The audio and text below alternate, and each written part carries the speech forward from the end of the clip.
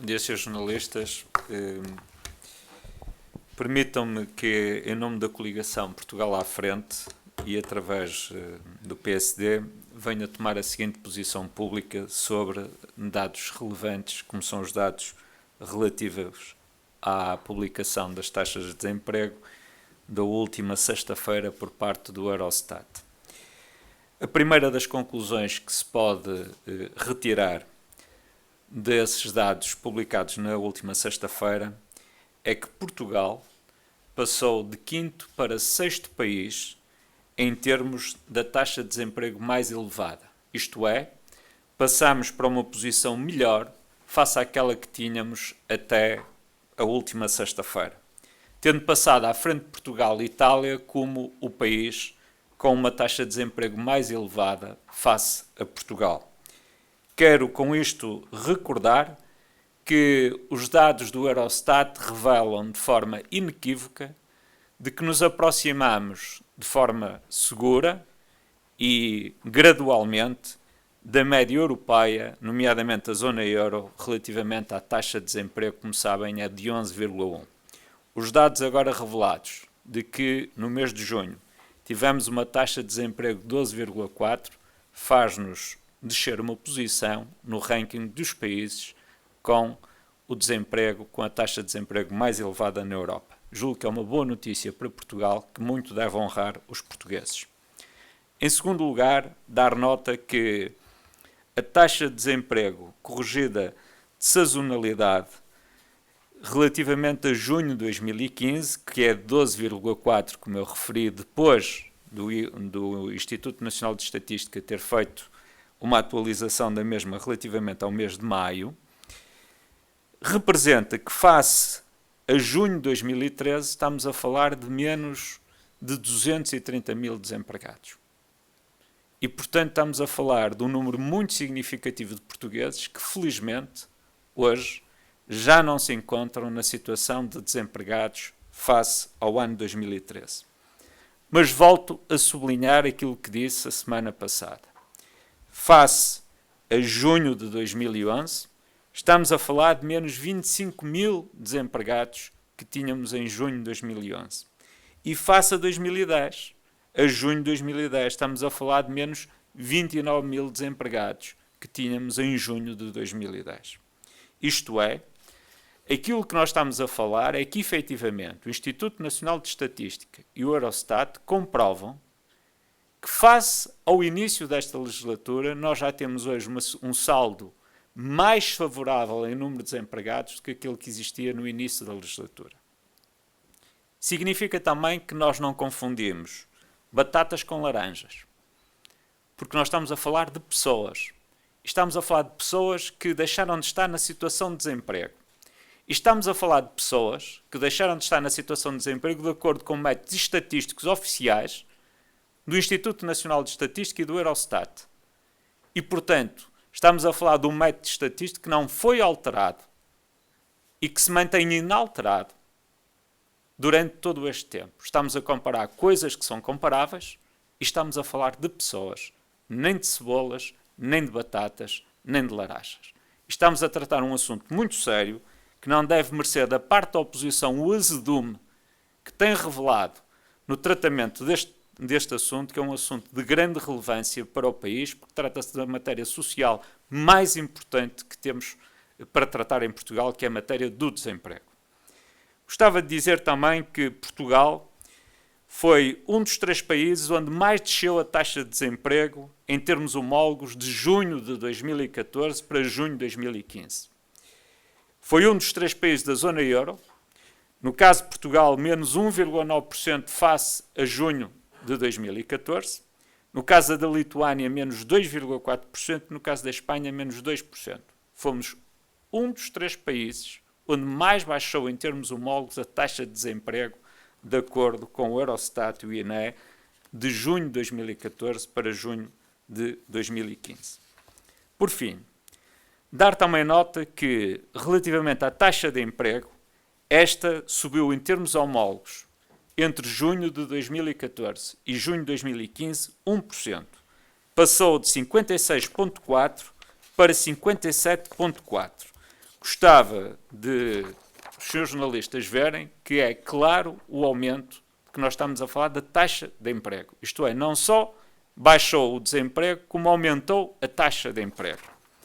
Gostava de também mostrar aos senhores jornalistas, para que não fiquem dúvidas e para que não sejam lançadas suspeições sobre as afirmações que são feitas, que isto é o boletim estatístico do Eurostat de 31 de julho de 2015, que apresenta a Itália à frente de Portugal como um país com uma taxa de desemprego de 12,7, isto é, mais 3 décimas do que Portugal, que tem 12,4. Isto é, nós passamos para trás de Itália em termos do país com mais desemprego. Hoje estamos numa situação em termos de desemprego melhor que Itália em termos de taxa de desemprego. Dito isto, gostava de concluir e colocar-me à disposição dos senhores jornalistas para responder a esta ou outras questões que julguem oportunas, dando nota de que consideramos lamentável a forma completamente desadequada e inapropriada como este debate em volta do desemprego tem sido feito. Nós sabemos que é uma matéria que a oposição desejaria, porventura, que os resultados fossem outros e que as notícias que o Eurostat e o INE, não é o Governo, o Eurostat e o INE dessem aos portugueses fossem no sentido de aumentar a taxa de desemprego. Isso, porventura, alimentaria um certo discurso útil para a oposição numa lógica de um debate político estritamente numa lógica eleitoralista. A realidade é outra. Impõe-se.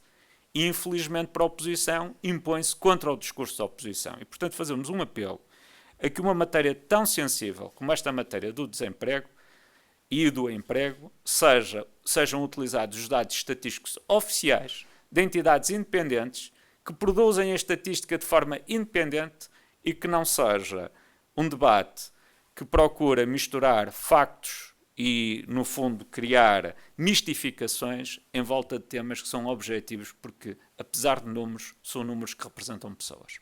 Lamentava aí algum azedume por parte da oposição. Acontece que as críticas não vieram só da oposição, vieram também por parte da própria Comissão de Trabalhadores do INE, que fala em aproveitamento eleitoralista. Eu não comento afirmações da Comissão de Trabalhadores. Eu julgo que a Comissão de Trabalhadores do INE tem todo o direito de exprimir a sua opinião, sendo que também me remeto às circunstâncias dos factos e dos números. Independentemente das opiniões, os números falam por si e os factos falam por si. Eu julgo, muito sinceramente, que a interpretação que eu faço é que essa nota é uma nota generalista para todos os quadrantes políticos. Nós não estamos a fazer um aproveitamento, nós estamos a comunicar dados oficiais e a fazer uma leitura objetiva de dados oficiais. Quem veio confundir, ou tentar confundir a opinião pública, misturando dados do IFP, métodos de contabilização administrativa de desempregados do IFP, com matérias estatísticas, com regras inalteráveis há muitos anos, desde 2011, que não se alteram os métodos de cálculo estatístico do INE relativamente ao desemprego, foi a oposição. E, portanto, julgo que nesta circunstância, se me permitem a expressão, nós sentimos-nos completamente à margem dessa crítica. Eu gostaria de voltar a um tema da véspera, só para lhe perguntar se o Governo mantém a intenção e de que forma é que a coligação vê não só o anunciado possível buraco de 660 milhões, de que forma é que a coligação vê ou de que forma é que o Governo tenciona sustentar a devolução de parte da subtaxa do IRS. Julgo que tem sido, ao longo das últimas 24 horas, uma dúvida de muitos portugueses. Gostaria de saber se têm contas efetuadas ou se respectivam apenas uma questão de fé, porque a receita fiscal venha a aumentar de forma a permitir que essa devolução, ainda que parcial, seja efetivamente feita. Eu fé tenho, mas não nestes casos. Nestes casos e nos termos em que nos estamos a referir, trabalhamos com base em elementos objetivos. No primeiro caso, do desemprego, de estatísticas independentes. No segundo caso, através de um simulador que apresenta de forma transparente aos portugueses, mês após mês, de acordo com a receita que vai sendo obtida no âmbito do IVA e do IRS, aquela que será a devolução previsível no próximo ano da sobretaxa de IRS.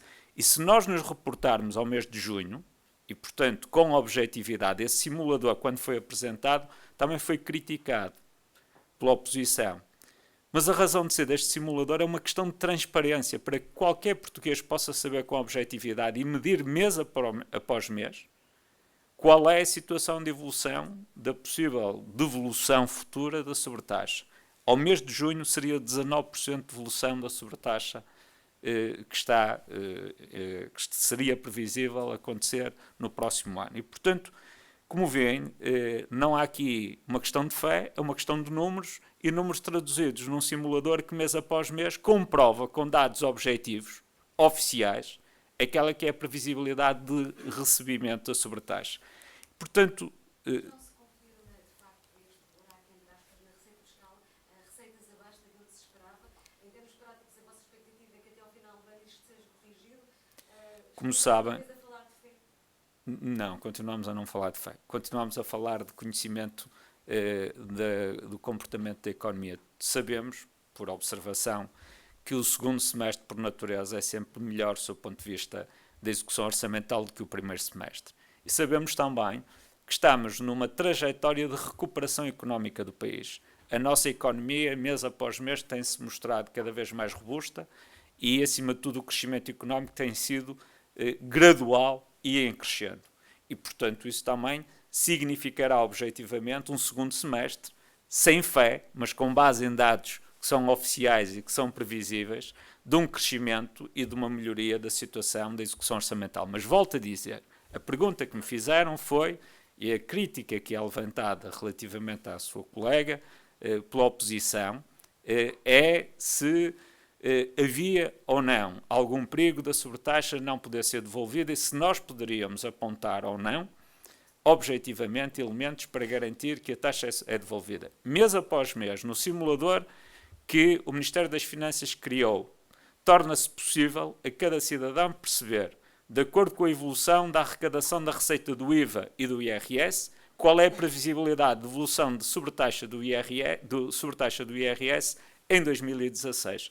Neste momento, reportando ao mês de junho, são 19%. Senhores jornalistas, muito obrigado. Um bom dia a todos.